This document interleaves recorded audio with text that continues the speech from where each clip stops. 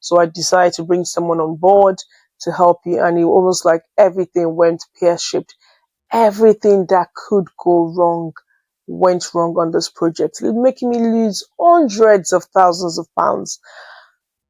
To be honest, I don't even know if I can say, maybe even say million at this point. It was a lot of money.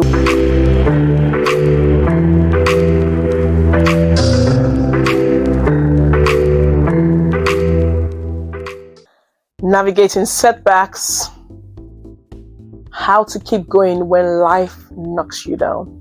Trust me, I do have a thing and more to say about this. Honestly, I had a rocky few years during one of these experiences that I'm going to share with you. It was really tough.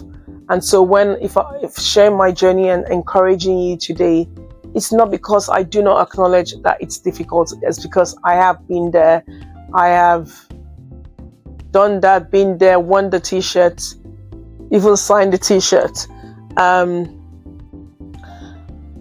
This journey actually started a few years. This particular experience it started off from me doing what I always tell you guys to do, which is taking action and exploring opportunities. And an opportunity came my way, and I'm definitely one to explore and see what's possible. Now, I don't think there was any fault in what I did in terms of obviously maximizing that opportunity. However, it just happened that this particular opportunity came with a whole lot of challenges, and it was regarding a property site that I bought. I was going to develop into 18 apartments, 18 units, and it all seemed good. I did exactly what anyone would do. I mean, at the time, I didn't have experience for such build, so I decided to bring someone on board to help you. And it almost like everything went pear-shaped. Everything that could go wrong went wrong on this project, making me lose hundreds of thousands of pounds. To be honest, I don't even know if I can say, maybe even say million at this point. It was a lot of money lost. We had countless of planning applications going in. We had the wrong architect on the job. We had different, you know when you're already experiencing setbacks and it almost feels like people are even coming in to exploit the situation at the time. That's how it felt. I had loads and loads of moments where I cried, where I sobbed, where I wore my big bell pants and tried to sort of stare it up in the face and deal with it. And then it just felt like I kept on getting knocked down over and over again. One of the things that I did, which I'm obviously going to share with you that you do, is, but even before I get there are times where I felt like, had I dined with the devil? What exactly have I gotten into? Is this, I ask myself questions. Is this one of the pains of actually growing and getting bigger in my business? Should I have done what I had done? Should I have, I ask myself so many questions. And I think in sharing this journey with you today, I want you to sort of note the things that I've done. And whilst I'm not saying I'm perfect, I think there are certain lessons to learn from my story and from what I experienced, which I want you to sort of explore and see how it can help you. Okay, so one of the first things I did during this very, very doubting, tough time, because don't get me wrong, I was too young in business to be losing that sort of money. I was too young to have those uncertain times. I didn't have that much experience. I didn't have, it was just so bad. And not just so bad, it was bad in the fact that I actually poured in a lot of money into this. I put a lot of things on the line for this. And so things going pear-shaped didn't just mean, oh, well, I just lost the money and that project didn't go bad and I can just go back to what I used to know. Everything had gone into this and everything was lying on this. I always laugh. There's sometimes that you go through some problems and you've gone, things are so bad that the only option you have is to keep going. And I think I felt like that at that moment. The first thing and the one important thing that I did was I did not run away from the problem. I did not, I mean, because that's happened to me before in other projects where there are issues and you almost want to shy away from the fact that there is that problem. It seems peaceful that way when you're not facing the problem in faith and dealing with it. But one of the things I did was acknowledge that that setback was there, that this was happening. I did not run away from that. So I think in life, you've got to acknowledge that setbacks are inevitable. And I think that's the one thing I learned from this. They're inevitable. Maybe don't actually call it setbacks. Challenges are inevitable. They are part of the journey. And some of the things that we refer to as challenges or setbacks right now, in the future, we will look back and think, oh my goodness, why did I think this was a setback at the time? Because obviously at that point you've gone through it, you've done. So when you're trying to grow, there will be things put in place just to stop you.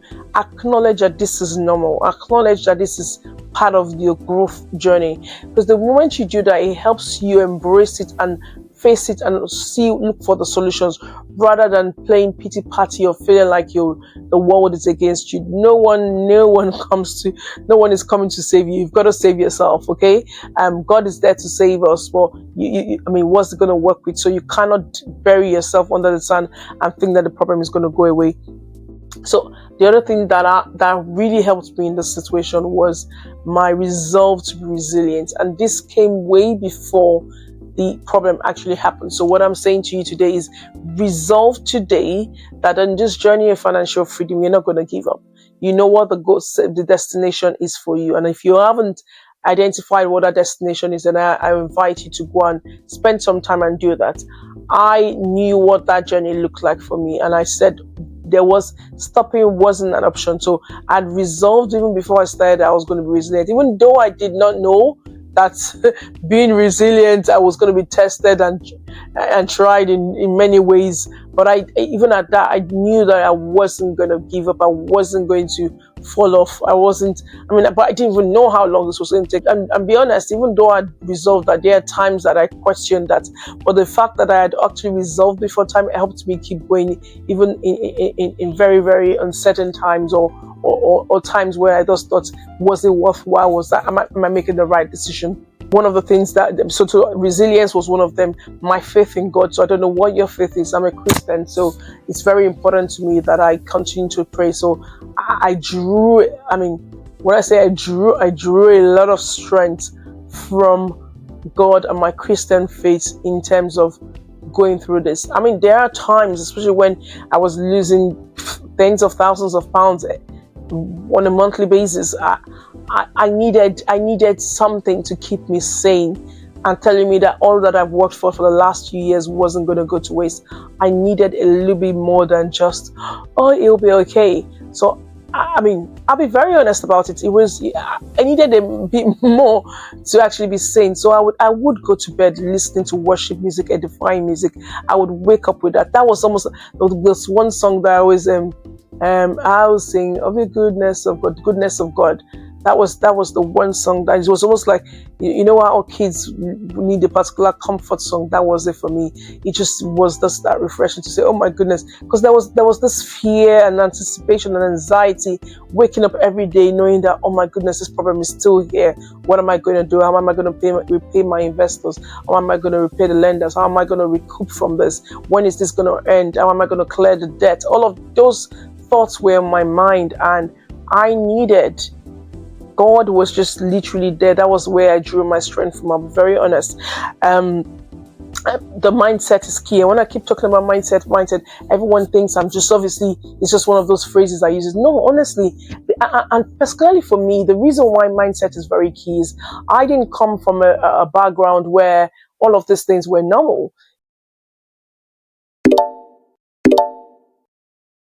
It was a case of retraining myself. So I'm very, very particular. I'm very, very on the ball when it comes to mindset. I'm very, very I pay so much attention to it because I know I needed to retrain myself growing up, and I also need to constantly work on the old selves sometimes would fight to come back, and you've got to work hard to hold on tight to your new self, if that's the best way to sort of explain it. So my mindset was really key for me, and community. I mean, I would go to environment, I would go and see other people's projects that were doing well at the time, just to sort of keep me going and keep me refreshed, keep me energized on the journey to say, you know what, it's not going to go to waste, you're going to be fine, you'll be all be well with you, and all of those things. So I think that one of the things that sort of helped me go through this. And the other thing I did, because I went through, I remember once going to a developer's, so I'm part of, even though I run masterminds and property masterclasses, I am also part of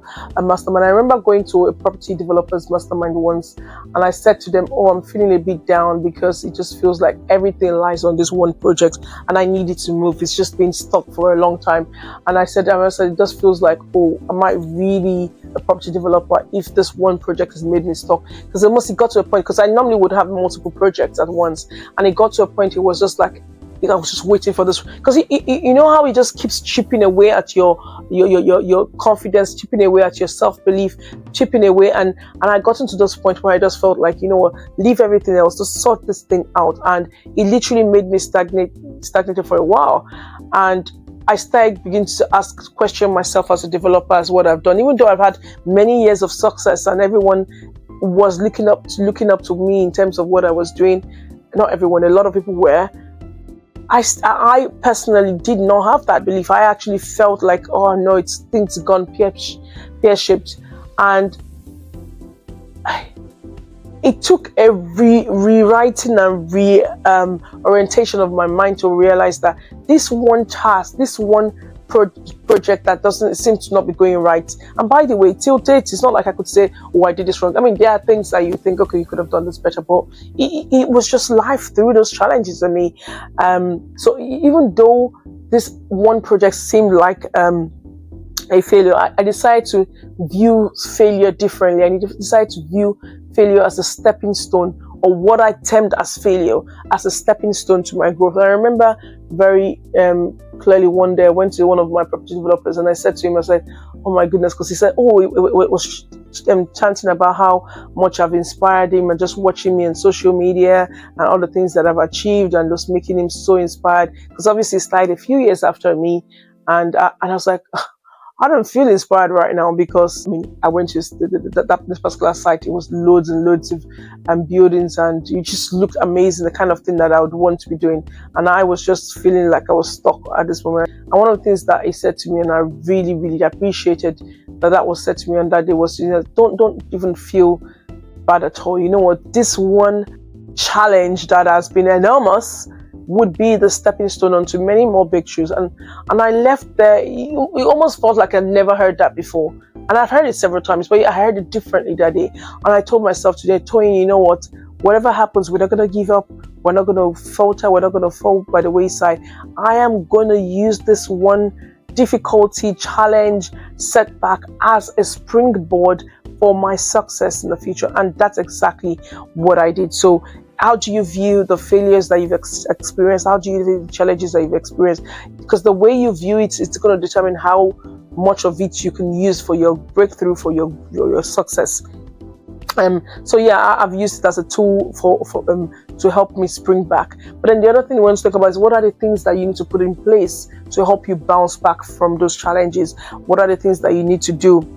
I self-reflected in those periods. What did I not do? What did I mean? Some of the things I'm obviously sharing with you is because I reflected on myself.